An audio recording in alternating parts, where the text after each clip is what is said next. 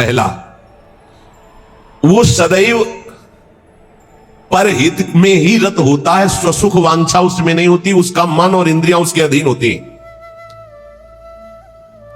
जिसका मन अधीन नहीं है वो महाठग है। ये हम महापुरुषों के वचन बोल रहे हैं। जिसका मन अधीन नहीं है वो महाठग है। दैवी संपत्ति को चुरा करके आसुरी संपत्ति को प्रकट करना इस मन रूपी महाठग का प्रभाव है। जिसका मन अधीन नहीं है वो आसुरी संपत्ति वाला है। नाना प्रकार से सत भजन रूपी धन का अपहरण करवाता है मन काम क्रोध आदि से मिल करके।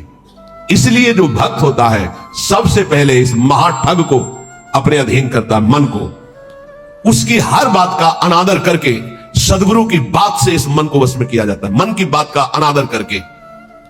और जो मन के अनुसार चलता है वो स्वयं महाठग अपने को ठगा करके ऐसे कार्य करता है जिससे पछताना पड़े।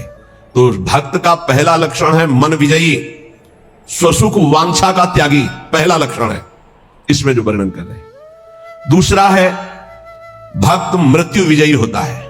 मन विजयी, इंद्रिय विजयी, और दूसरा मृत्यु विजयी।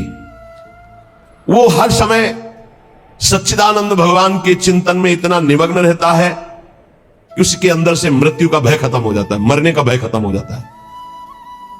मन और इंद्रियां अधीन और मृत्यु के भय से मुक्त, भक्त का लक्षण। जिए काल बस ना परे, समुझ जियाए शरण ते डरत ना काल डर, शुद्ध भक्त का लक्षण। तीसरा, सदैव गुरुदेव और भगवान के अनुकूल ही कार्य करने वाला, जिससे गुरुदेव की आज्ञा पालन और भगवान की प्रसन्नता हो, उसके अलावा कोई भी अन्य कार्य उस भक्त के द्वारा नहीं हो सकते। अर्थात तस्मात् शास्त्रम प्रमाणन्ते कार्याकार्यो व्यवस्थित हो। उसके आचरण साधुता के अनुकूल, गुरु के अनुकूल, शास्त्र के अनुकूल, भगवान के अनुकूल। श्री कृष्ण अनुकूलेन प्रतिकूलस्य वर्जनम, प्रतिकूलस्य वर्जन, प्रतिकूल को त्याग दिया, विसर्जनम पूर्ण रूप से त्याग दिया। पहला है मन और इंद्रियों को वश में करने वाला। अगर मन और इंद्रियों को वश में नहीं किया तो महाठग होगा, क्योंकि मन बहुत ठगी है। वो सारी देवी संपदा को चुराकर आसुरी संपदा प्रकाशित करता है, इसलिए उसका स्वभाव ठगी हो जाएगा जो मन और इंद्रियों को वश में नहीं किया। ठगी का मतलब पाखंड, बाहर से बड़ा और अंदर से पोला, अंदर से वही काम क्रोध लोभ मोह मद की प्रवृत्तियां, वही धन, वही भोग वासनाएं। बाना कुछ और है और आचरण कुछ और है। दूसरा है मृत्यु पर विजय प्राप्त की, मृत्यु के भय का नाश हो गया, वही भक्त है। पहला लक्षण शरणागति में आता है निर्भय है, मृत्यु का भी भय खत्म हो गया है। तो जो साधक है वो चल रहा है, लेकिन वो मृत्यु से थोड़ी डरता है, वो तो चल रहा है प्रभु की तरफ। और जो प्रभु का भक्त हो चुका है उसके अंदर मृत्यु का भय कैसे होगा। तीसरा, भूल न दे कुमारक पाऊं, गुरु और इष्ट के प्रतिकूल आचरण बन ही नहीं सकता भक्त के द्वारा। वो सदैव गुरुदेव की आज्ञा और इष्ट देव की प्रसन्नता पर ध्यान रखकर कार्य करता है। चौथा, सदैव देखता रहता है कि मेरे गुरुदेव, मेरे इष्ट देव मुझे देख रहे हैं। मैं जो भी आचरण कर रहा हूं मेरे गुरुदेव देख रहे हैं, मेरे इष्ट देव देख रहे हैं।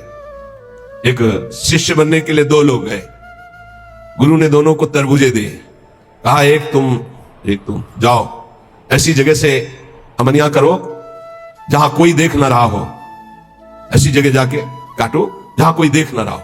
एक आए, थोड़ी देर में काट के बैठ गए, बोले उसको भी आ जाने दो। शाम तक घुमा, लौट के ऐसे ही पूरा रख दिया। जिससे अमनिया की हुई बैठे थे, उनसे पूछा कि तुम बहुत जल्दी आ गए मनिया करके, कहां? बोले प्रभु एक ऐसे एकांत स्थल में गया, आसपास देखा कोई नहीं था, चिड़िया भी नहीं थी, वहां से काट के ले आए। अच्छा, आप क्यों नहीं शाम तक घूमते रहे? बोले प्रभु मुझे कोई ऐसा स्थान नहीं दिखाई दिया जहां आप न हो।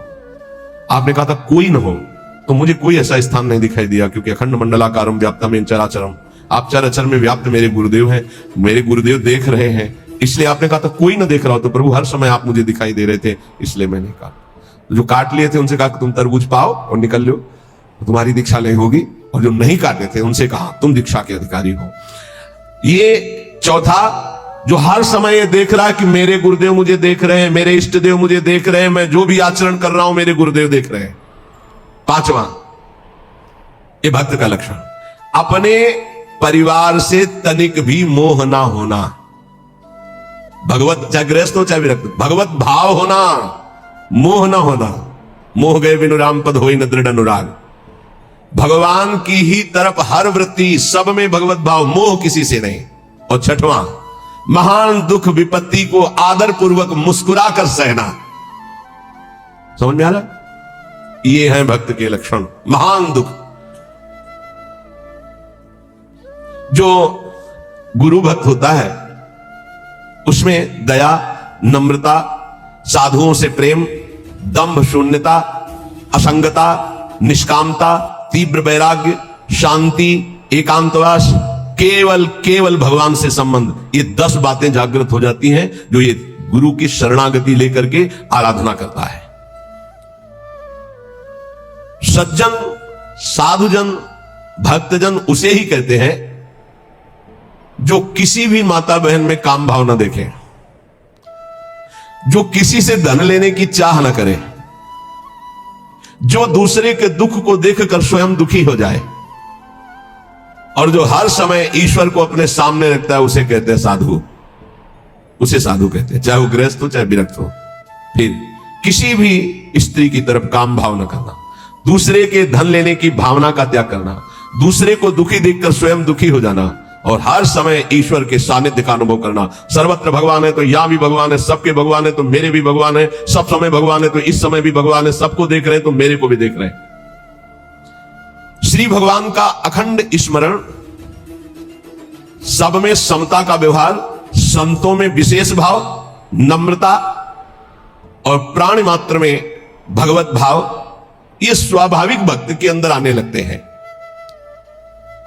जो विषयों का संग्रह, भोगों का चिंतन, दूसरे शरीरों का आकर्षण भोग वासना से, और रुपया पैसा की प्रियता, वो महामूर्ख है, वो भगवान का भक्त नहीं हो सकता।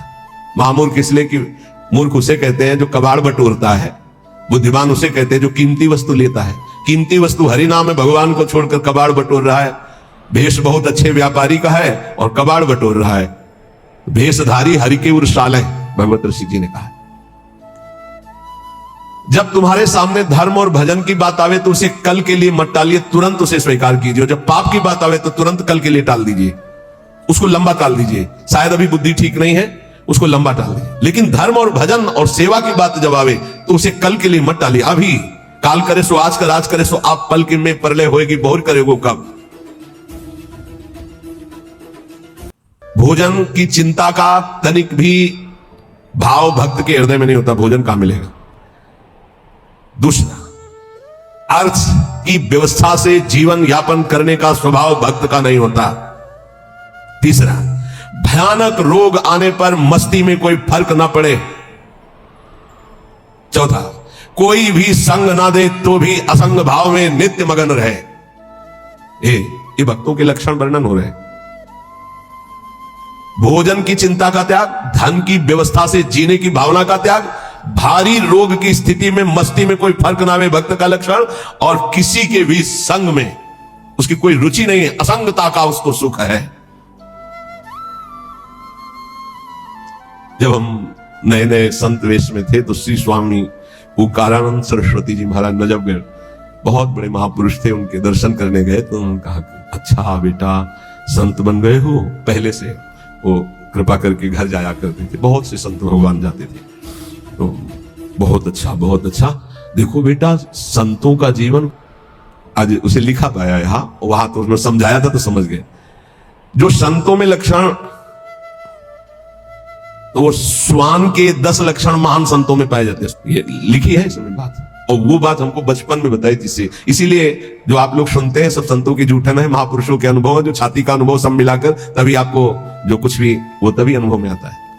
उन्होंने उनके श्रीमुख से, जो तो अभी तो बताएंगे, उनके श्रीमुख से कि बेटा, बोले पहला लक्षण, एक बार मैं भिक्षा मांगने गया तो जिसके दरवाजे पे गया तो उसने कहा रुको, रुक गए। क्यों रुके? चल भाग यहां से। चल दिया। तो स्वामी जी रुको रुको रुको, आ जाओ।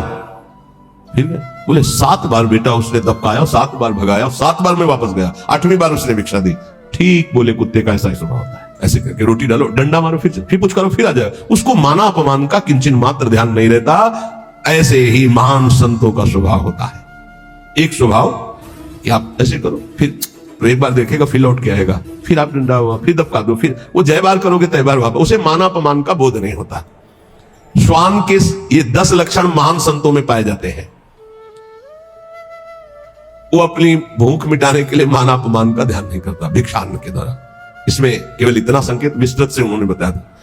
दूसरा, बोले बेटा जब बंदर सर्प को पकड़ लेता है, बोले तुमने देखा नहीं होगा, मैंने देखा, ऐसे वो फण पकड़ता है, पेड़ में ऐसे रगड़ता है, फिर कान में लगाता है, अगर वो सूंघ हुआ जरा सा फिर रगड़ता है उसको। बोले उसके मरने पर भी 100 बार रगड़ता है उसको। बोले मैंने देखा।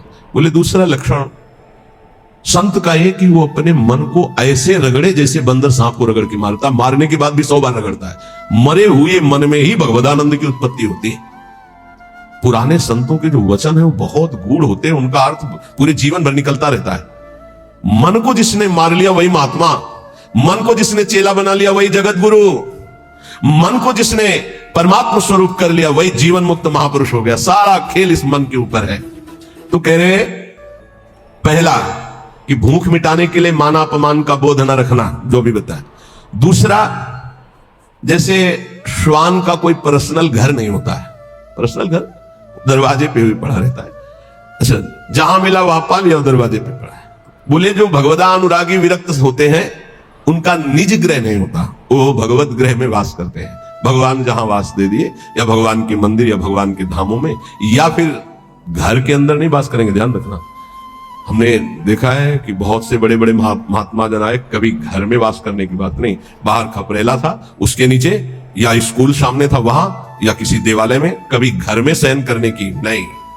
वही जो हमारे महात्माओं की रहनी, उसी को भूला जाता है, इसलिए धोखा खा जाया जाता है। विरक्त होकर गृहस्थों की सैया पर शयन करोगे, अपने आप को संभाल पाओगे, सवाल ही नहीं उठता है। दूसरा बताया कि जैसे श्वान जमीन में शयन करता है, भूमि शयन वलकल वसन, ऐसे महापुरुषों का होता है। जैसे भगवान रखे वैसे जीवन यापन करते हैं, अपनापन कहीं नहीं है प्रभु के सिवा। तीसरा, भक्तों की निद्रा कैसी होती है? श्वान निद्रा तथैव च, बिल्कुल तस्मा शास्त्रम प्रमाणम, श्वान निद्रा एकदम सावधान, ऐसी निद्रा, सदा सजग निद्रा में वो रहता है भक्त, सावधानी से। उसका ऐसा सोना नहीं होता कि कुछ कुंभकर्ण के अंश वाली नींद वाले होते हैं। कुंभकर्ण कैसे जगह जानते हैं? उसके पीठ में बड़े बड़े भाले ऐसे, हाथी की चिंगार कान में।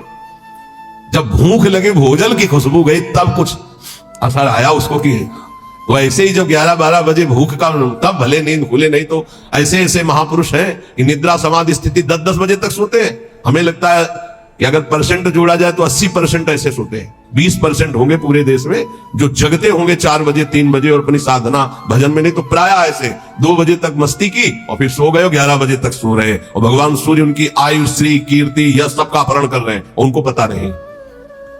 भक्ति की निद्रा श्वान निद्रा तथैव च। और इसके बाद कब वो दरवाजे से चला गया पता नहीं चला। ऐसे सच्चे संतों को देखा है अपने, रात्रि में कब वो बिस्तर लेकर के निकल गए पता नहीं चला। प्रायः सुबह जब उनको ओम नमो नारायण करने के लिए गए तो तख्ते खाली मिला है। कभी ये बता के नहीं कि मैं जा रहा हूं, कभी नहीं। कहां जा रहा हूं, कभी नहीं। आए और गए, जब उनको जाना उठे चल दी, जैसे श्वान कब चला गया, क्योंकि उनका कहीं आसक्ति नहीं, कहीं अपनापन नहीं। पांचवा, केवल अपने इष्ट देव का ही भरोसा रखना, अन्य का कहीं किंचन मात्र आश्रय न होना। जैसे श्वान भगवदीय भिक्षा से जीवित रहता है, भगवदीश, अब किसी के मन में है डाल दिया, खा ले, नहीं मिला तो पूरा दिन भूखा रह सकता है, रहते। स्वाद बुद्धि का त्याग करके तिरस्कार पूर्वक मिली हुई भिक्षा भगवदानंद को प्रकट करती है। कौन ऐसी भिक्षा पाना चाहेगा? वही जिसको भगवान चाहिए। स्वाद रहित तिरस्कार पूर्वक, कैसे कुत्ते को रोटी दी जाती है, ऐसे फेंक दी जाती है ना, या ऐसे जमीन में डाल दी जाती है। तिरस्कार पूर्वक स्वाद रहित अन्न भगवदानंद की उत्पत्ति करता है और दीनता का प्रकाश करता है। अगर कोई अपमानित करे और बार बार अपमानित करे तो भी उसके हृदय में उसके प्रति द्वेष ना होने पावे, ये श्वान वृत्ति से लिया। जब अवगुणी लोग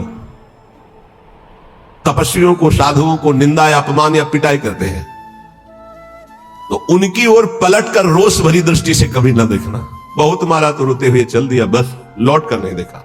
जैसे ये लक्षण संतों में पाए, और ये हमने स्पष्ट देखा। आपको ये तो लक्षण आज बता रहे हैं, तो कई बार बताया कि रास में हरगोविंद स्वामी के पांडाल में, यही ओगला के आगे बना हुआ है, संयोग वशात हम भी पीछे खड़े दर्शन कर, तो दिगंबर भगवदाकार स्वरूप रास ऐसे देख रहे थे, बड़ा ही हष्ट पुष्ट एकदम, और त्वचा एकदम वो तपस्वी अलग ही दिखाई दे। पता नहीं क्या भगवान की लीला, एक पीछे से बूट पहने मारा एक लात ऐसे, वो आगे बस रास बिहारी को नेत्रों से ऐसे किया, मुड़ गए। 5-7 बार उसने दौड़ दौड़ के लात मारी, महाराज पीछे मुड़ के नहीं देखा। बलिहार है, किस कोट, अब कौन जाने कि किस कोट के अवधूत महापुरुष है, क्या अपना सर्वनाश कर डाला उसने। वो लौट करके नहीं देखे कि कौन मार रहा है, क्यों मार रहा है। और एक और खास वृत्ति श्वान में, वो ऐसे नहीं चलता, वो सदैव ऐसे चलता है। बोले जो भक्त होता है उसकी ग्रीवा झुकी होगी और नेत्र केवल उतना ही दर्शन करेंगे जितने में पैर पड़ना है, ऐसे नहीं चलता, ऐसे चलता है। ये सारे लक्षण उसमें आ जाते हैं। आदि श्री गुरुदेव शरण दृढ़ करि विश्वास संभारे, ता पीछे प्रतीति नाम श्री धाम मनोहर धारे।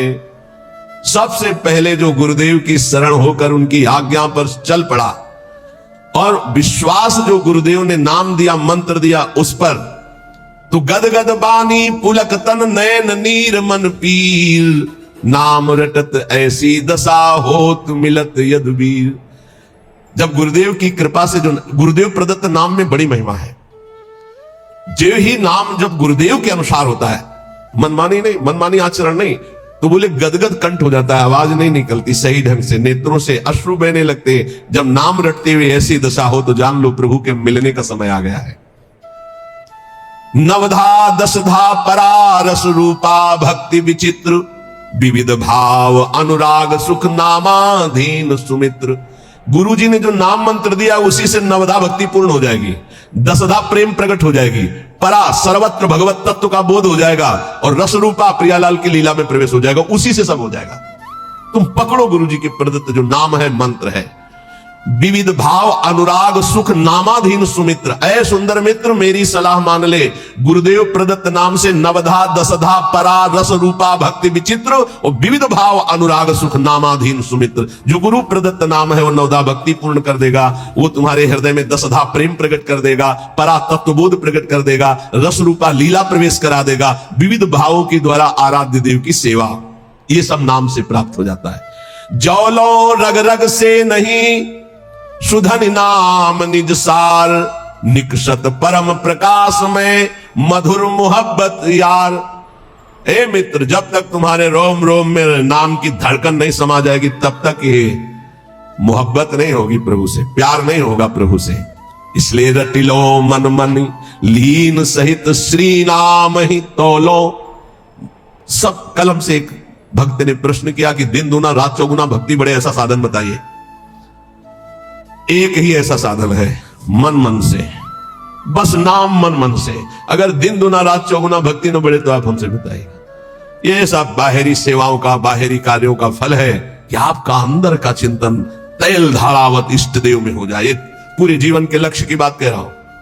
हमारी गुरुदेव भगवान के प्रदत्त यही बचपन से निष्ठा बन गई थी कि एक भी श्वास खाली नहीं जानी चाहिए। बस ये अहोभाग्य कि हमें गुरुदेव भगवान ने बचपन में ही ये सूत्र डाल दिया था, एक भी श्वास सुमिरन के बिना जाए तो धिक्कार तुम्हारे जीवन को। तो ना माला में ना गणना में, इस पे हमारी कभी रुचि नहीं रही। गायत्री जी के सिवा गायत्री अनुष्ठान के लिए जो नियम दिया गया था उसमें गणना थी कि उसका पुरस्चरण पूरा करने के लिए इतने माला, इतने घंटे, वो छोड़कर इसके अलावा कभी गणना में नहीं बुद्धि रही, श्वास में बुद्धि रही।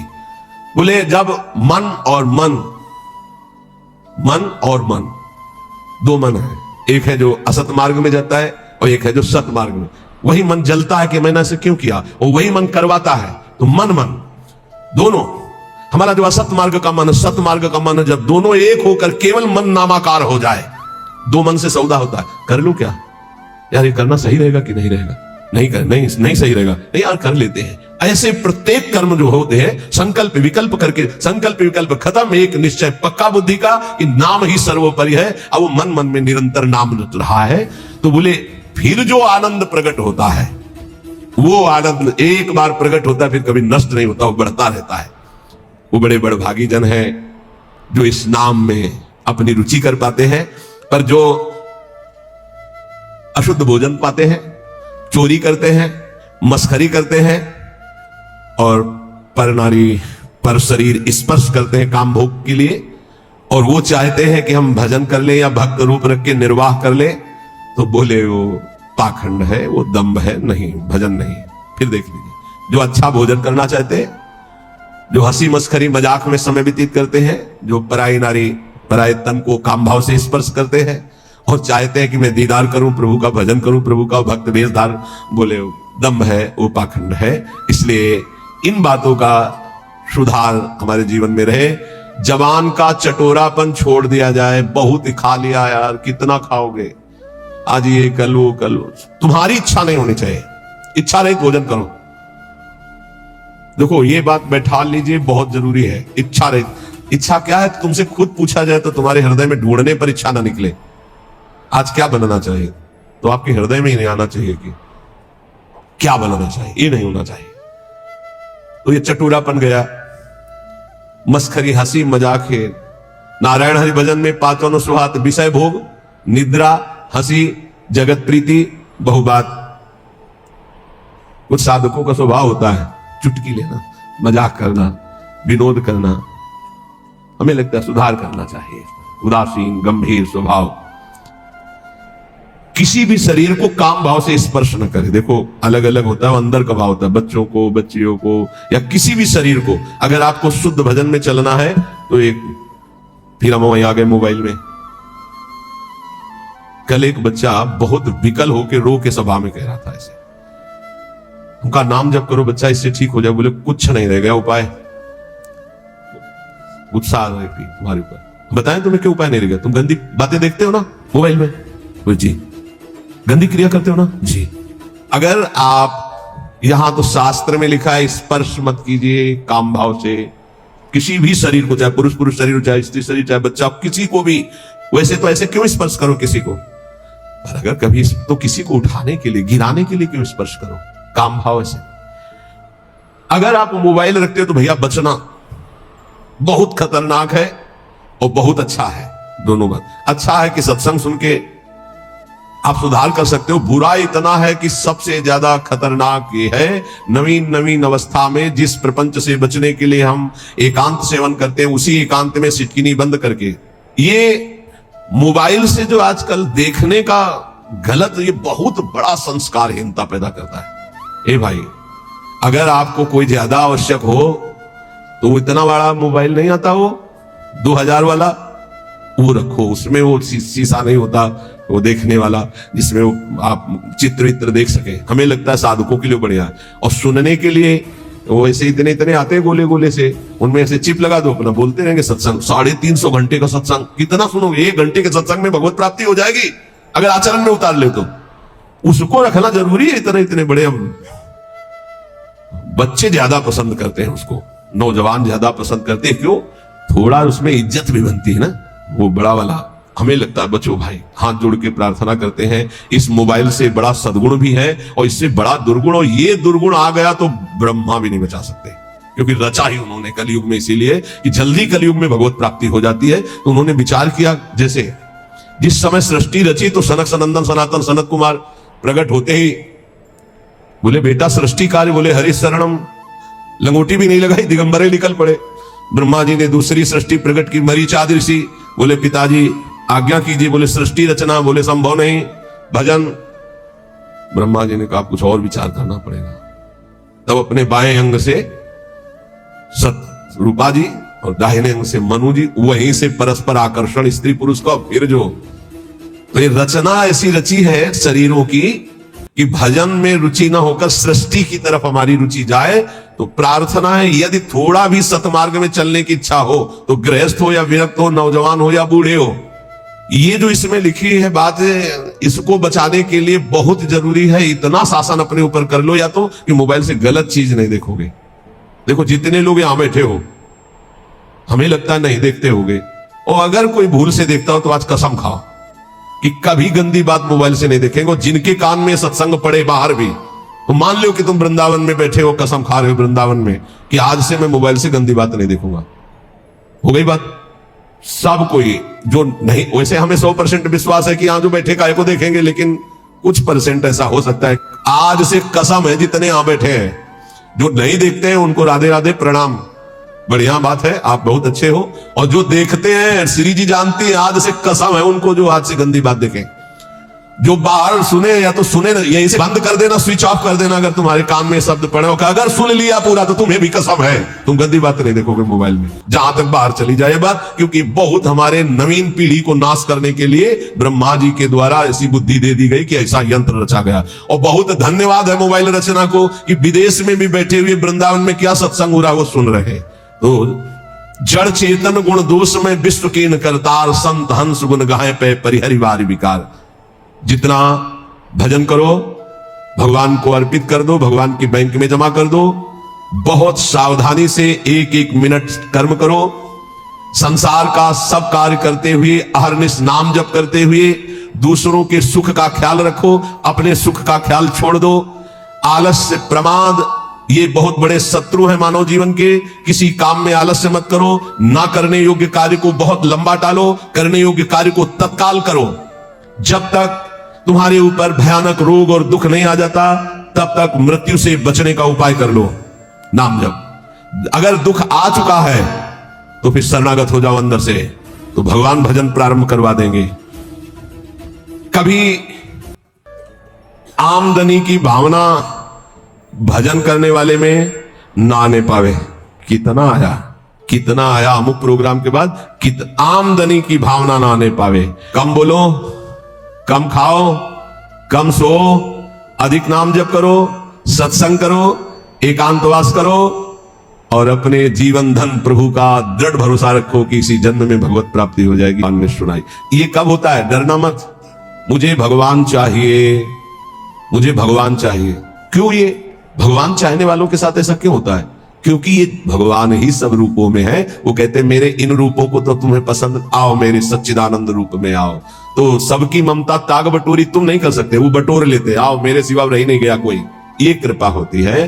हे युधिष्ठिर, जिस पर मैं कृपा करता हूं उसका सबसे पहले प्रियजनों से वियोग कराता हूं और धन का अपहरण कर लेता हूं और किसी का भी किसी योग्य न रखकर, किसी काम लायक न रखकर उसे ऐसा कर देता हूं कि सिर्फ मेरा ही भरोसा, मेरा ही आश्रय। तो एक शब्द में कहा, उसका सर्वनाश कर देता हूं।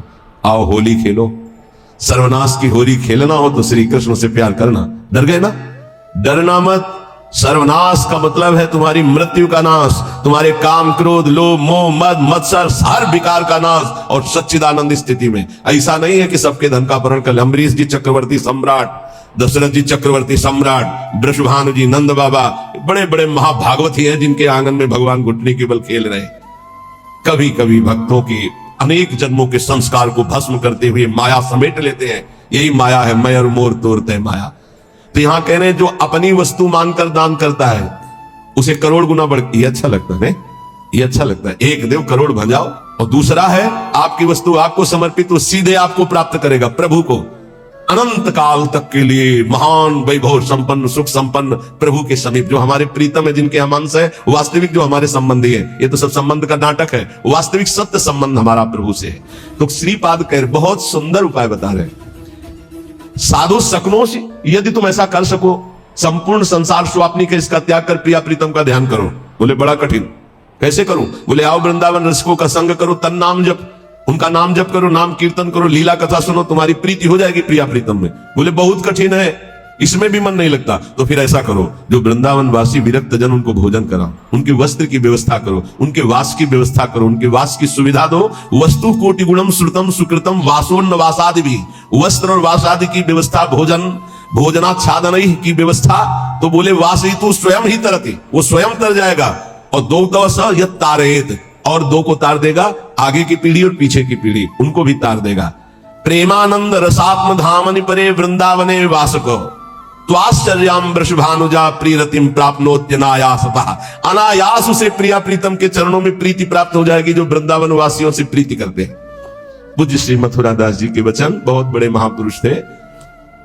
वो कहते थे कि ए जी, हम तुमको एक गुप्त बात बताएं, तुम किसी वृंदावन वासी से ऐसा प्रेम कर लो कि वो तुम्हारी याद करे। वो भगत नहीं आया। बस जान लो कि प्रिया प्रीतम जरूर तुम पर रीझ जाएंगे, कोई यहां का वासी तुम्हारी याद कर ले। अब ऐसे नहीं कि हमारी याद कर लेना, ऐसे आचरण करो कि वो तुम्हारी याद करे, ऐसी प्रियता बढ़ाओ कि वो तुम्हें अपना कहे। अच्छा, बहुत दिनों बाद आप दर्शन दिए, कई बार याद आया, आपकी स्मृति आई, अहो भाग्य, धाम में बैठकर भजन करने वाले आपकी याद करें। ये पूज्य मत्सरा दास जी कहते थे, तुम ऐसा अपनापन करो किसी वृंदावन वासी रसिक से कि वो तुम्हारी एकांत में सेवा का स्मरण करके याद करे। तुम्हारे आचरण, तुम्हारा स्वभाव, तुम्हारी भजन पद्धति, तुम्हारा अपनापन, वो एकांत में तुम्हें याद करे। तो कह रहे, प्रेमानंद रसात्म धामन परे वृंदावने वासकस्त्वाश्चर्यम वृषभानुजा प्रिय रतिम। आश्चर्य की बात, प्रियाजू के चरणों में प्रेम प्राप्त हो जाएगा इन वृंदावन वासियों की सेवा से। और कहते हैं प्राप्नोत्य अनायासता, इसके लिए तुम्हें कोई साधना नहीं करनी पड़ेगी, अनायास प्रेम की प्राप्ति हो जाएगी। निष्किंचनान कृष्ण रसे निमग्नान महानिरीहान जनसंग भीतान। और सेवक जो निष्किंचन है, अकिंचन महापुरुष जो प्रियालाल के अनुराग में रंगे हुए हैं, उन्हीं को निष्किंचन कहा गया है। प्रियालाल के सिवा जिनका कोई नहीं है, ऐसे कृष्ण रसे निमग्नान, जो प्रिया प्रीतम के प्रेम रस में निमग्न है, ऐसे की सेवा से प्रिया प्रीतम का प्रेम रस प्राप्त होता है। ध्यान रखो, छल कपट का भी बहुत राज्य है। एक पास में ही राजा था कंस, कहीं दूर नहीं था। तो अगर कृष्ण की नगरी है तो पास में कंस की भी नगरी है, उसका भी प्रभाव होता है। जैसे आपने 100 रुपया दिया और उस 100 रुपये का किसी ने मदिरा पान किया, जिसको दिया, अब वो आपके सुकृत नष्ट हो जाएंगे। बहुत धन देने के लिए पात्रता की अत्यंत आवश्यकता है, बिना पात्र के धन मत दीजिएगा। भोजन के लिए पात्र और वस्त्र के लिए, इसके लिए नहीं सोचना। जैसे कोई ठंडी में कांप रहा है तो पात्रता नहीं देख रही, भोजन भूखा है उस पवा दो, पात्रता नहीं देख रही। हमारे सामने भोजन पाओ बैठ के, हम तुम्हें जितना पाओगे पवा देंगे। सर्दी है, ये लो कपड़े ओढ़ लो, ठीक। लेकिन जब रुपया देने की बात आवे तो बहुत होश में देना चाहिए कि उस रुपये का क्या करेगा। निष्किंचना नाम कृष्ण रसे निमग्नान, बहुत छल है। कोई बिरला, सैकड़ों में कोई बिरला एक ऐसा जो भगवान के मार्ग में विशुद्ध चलना चाहता, नहीं तो ये माया ऐसी बुद्धि भ्रष्ट कर देती कि वेश का दुरुपयोग और नौटंकी। अगर हम ऐसे को अर्थ देते हैं, ऐसी की व्यवस्था करते हैं, तो हम भी पाप के भागी होते हैं। इसलिए पात्र देख करके, ऐसा नहीं कि मनमानी, पात्र देख करके। भगवान के निज जनों के द्वारा कभी अभद्र व्यवहार नहीं हो सकता, ये बिल्कुल दिमाग में लिख लो। ऊसर बरसई तृण नहीं जामा, संत हृदय जिम उपज न कामा। जैसे ऊसर में तृण नहीं जमता, ऐसे संत के हृदय में अभद्र भाव नहीं आ सकता। भूल न देह कुमारग पाऊं। ये जो जीने के लिए इस वेश को स्वीकार कर लेते हैं, उन बहुत हानि हो जाती है, क्योंकि उनका उद्देश्य केवल रसेंद्री जनेंद्री इंद्रियों का भोग होता है और बहुत बुरी तरह उपहास करते हैं इस वेश का। इसलिए यहां जहां सेवा की बात आई है, वहां एक शब्द और आ गया है, निष्किंचना नाम कृष्ण रसे निमग्नान। जो अकिंचन है, जिनका प्रिया प्रीतम के सिवा कोई लक्ष्य ही नहीं है, श्री कृष्ण रसे निमग्नान, जो श्रृंगार रस महामाधुर्य रस वृंदावन का उसमें मगन है, ऐसों की सेवा बहुत सोच समझ के। ऐसा कहीं तुम्हारा कदम ना हो कि इस वेश से ही घृणा हो जाए, क्योंकि बहुत विचित्र खेल है। यहां समझ पाना बड़ा मुश्किल, बड़े बड़े धोखे में हो जाते हैं। दर्शन भक्त अनूप और रूप न शोभित प्रीति बिनु, और भरम भटकत भूप श्री हरिवंश कृपा बिना। सेवक जी कह रहे ऐसा स्वरूप है दर्शन का बाहरी, महापुरुषों के वचनों पर स्थित। हम बहुत सोच समझ कर संग करें, बहुत सोच समझ कर सेवा करें। श्री कृष्ण रसे निमग्नान, यहां धोखा नहीं है। जहां भगवत भक्ति है, जहां भगवत प्रेम है, पहली बात तो ये समझ लीजिए कि भगवान की प्रधानता रखने वाला मांग नहीं रख सकता, ये पक्की बात है। रोटी की सिवा, रोटी की मांग की हर संप्रदाय के आचार्यों ने अनुमति दी। भगवान शंकराचार्य अद्वैत सिद्धांत के, उन्होंने कहा भिक्षान्नम औषधम, औषधि की तरह भिक्षान्न से उदर पोषण। हमारे भूख लगेगो मांग खाऊंगो गिनो सांझ सवेरो, अन्यथा नहीं। ये धन की लोलुपता और श्री कृष्ण रस निमग्न, इसमें बहुत जमीन आसमान का अंतर है। बोले ठाकुर सेवा के लिए चाहिए। कब आदेश किया ठाकुर जी ने कि हमारे लिए तुम धन मांग करके लाओ? वो तो कह रहे मई वो मना धत्सो मई बुद्धि निवेश है, मेरे में मन लगाओ, मेरे में बुद्धि लगाओ। है तुम्हारे पास तो चढ़ाओ, नहीं है तो एक अशोक का पत्ता लो और ऐसे लगा लो, उस सोने के मुकुट से भी बढ़कर ठाकुर जी राजी हो जाएंगे। पत्रम पुष्पम फलम तोयम ये में भक्त्या प्रेक्षति। समझने का विषय। कहीं अपने सत्संग में दान पुण्य की वार्ता नहीं होती, इसमें श्लोक आया इसलिए उसको एकदम प्रकाशित करके कि हमें कहां सेवा करनी है। निष्किंचना नाम कृष्ण रसे निमग्नान वासयितु, जो श्री कृष्ण रस में निमग्न होकर अकिंचन भाव से प्रभु में जैसे प्रभु रखे, जैसे प्रभु चलावे, जिनका उद्देश्य भगवत प्रेम, उनकी सेवा से वस्तु कोटि गुणम श्रुतम सुकृतम वासोन्नवासादि भोजनाच्छादनई, भोजन वस्त्र वास इनकी व्यवस्था से करोड़ों गुणा बनकर लाभ मिलता है या भगवत भजन में रुचि होती। दो बातें अलग अलग। महानिरीहान जनसंग भीतान, ऐसे जो जन संसर्ग से डर करके एकांत में भजन में रहते हैं, उनकी सेवा मिल जाए, बड़े हो भाग्य। वृंदावन स्थान वसना स्नाद्य सेवत यशो वसयेत तदीशो, सैया वस्त्र भोजन इनकी सेवा यदि हो जाए तो बोले वसयेत तद ईशो, यहां के ईश जो श्री प्रिया प्रीतम है उसके वशीभूत हो जाते हैं। ऐसे रसिकों की, ऐसे अकिंचनों की, ऐसे भगवत भक्तों की सेवा का बहुत बड़ा महत्व है। थोड़ी सी भी सेवा प्रभु के जनों की बन जाए तो प्रभु बिक जाते हैं, हरि अधीन हो जाते हैं। पर बस ध्यान रखना, तुम्हारी वस्तु शुद्ध होनी चाहिए, तुम्हारा भाव शुद्ध होना चाहिए, और जहां दान किया है, जहां सेवा की है, जहां वस्तु दे रहे हैं, वो पात्र होना चाहिए उस बात का। दो बातों के लिए कभी पात्र नहीं देखना है, जल भोजन और वस्त्र, इन दो के लिए पात्र हम नहीं देखते हैं। कभी ऐसा कोई तड़प रहा है औषधि, अब पात्र नहीं देखना, उसकी औषधि करा। अर्थ देना है, व्यवस्था करना है तो देखना है ये हमारे अर्थ का सदुपयोग यहां होगा या दुरुपयोग होगा। कानपुर की एक बहुत धरणी माताजी नैमिषारण्य पूज्य स्वामी नारदानंद सरस्वती जी, उनके पास गए। ऐसे महामहिम बहुत ज्ञानी महापुरुष थे, बड़े ही सिद्ध चमत्कारी महापुरुष। एक बार उनको संगोष्ठी में पहुंचना था तो बैठे हुए थे, गाड़ी फेल हो गई। वो जीप जिसे कहते, जीप उस समय चलती थी, पर्दा लगे जो महिंद्रा ऐसे कुछ नाम, ऐसे जीप चलती, वो रास्ते में बंद हो गई। अब वहां कई किलोमीटर तक कहीं कुछ सुधार कर रही, और स्वामी जी को ठीक समय पे पहुंचने का अभ्यास था। समय बहुत, जो संत जन होते अपने समय का तो दंड लिए हुए थे। उनका स्टार्ट करो, बोले बहुत बार स्टार्ट करने का प्रयास किया, नहीं स्टार्ट हो। ऐसे दंड स्पर्श किया मशीन, बोले स्टार्ट करो, साहब ले स्टार्ट हो गई। नारायण नारायण, लक्ष्य में जहां पहुंचे दंड आया, मशीन बंद, उतरे रोशन किया। ऐसे सिद्ध महापुरुष जड़ वस्तु में भी संकल्प से, जब चबूतरा चल सकता है तो गाड़ी कैसे नहीं चल सकती। भजन का एक अद्भुत प्रभाव होता है। उनके पास भी 1 रुपया, और कहा महाराज मैं गरीब हूं, 1 रुपया से चाहते हो आपके नैमिषारण्य में जितने आश्रम में, किलोमीटर में आश्रम है, वो सब संत पाए, ऐसा हो सकता है? उनका हाँ माता जी बिल्कुल हो सकता है। भंडारी को बुलाया, बोले 1 रुपया। उस समय नमक 1 रुपये का 5 किलो मिलता था, वो जो पूरा वाला नमक होता है, 1 रुपये का 5 किलो नमक मिलता था। 5 किलो नमक में तो पूरा नैमिषारण्य का भोजन बन जाएगा। 5 किलो नमक, नमक तो थोड़ा पड़ता। बोले एक नमक लाओ 1 रुपये का, और सब भंडार में सब्जी दाल सब में नमक इन्हीं माता जी का पड़ेगा। माता जी आप भी प्रसाद पाया। प्रसाद पाने के बाद का थोड़ी भेंट देना चाहती है। उनका आप तो कहती थी गरीब है, हमारे पास 1 रुपया, भेंट तो दे दिया आप। बोले नहीं, वो तो केवल आपकी महिमा और स्वभाव को देखना चाहती थी कि आप कहीं फटकार कर मुझे भगा देंगे, 1 रुपया कोई भेंट होती है, ऐसा कहेंगे। और दूसरा प्रभाव कि आप 1 रुपये का क्या सदुपयोग करेंगे जिससे सब संतों के मुख में चला जाए। तो दोनों बातों में हमारा हृदय इस बात से कि अब हम जो देना चाहती हैं वो अधिकार है। कई करोड़ रुपए उन्होंने, क्योंकि बहुत धन्यवाद, पात्र देख करके उसका प्रयोग, अर्थ का दुरुपयोग कहीं ना हो जाए, ऐसे पात्र देख करके।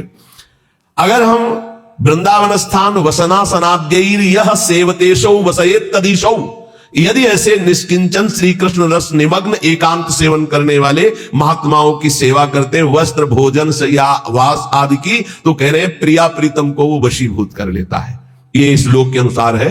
अन्यथा पूरे जब से हितधाम से यहां तक के प्रवचन इस विषय की चर्चा भी नहीं होती। ये दान पुण्य का यहां हमारा कोई महत्व नहीं है। हमारा महत्व है मन को प्रिया प्रीतम में लगाओ, राधा राधा जपो, सबसे बड़ी बात यही है। अभी प्रसंग है इसलिए इसकी चर्चा हो रही, इसका महत्व नहीं। ये मत समझा जाए कि ये कोई खास महत्व की बात है। खास महत्व की बात है एक एक श्वास प्रभु में अर्पित करके राधा राधा राधा ऐसा निरंतर समय को व्यतीत करें।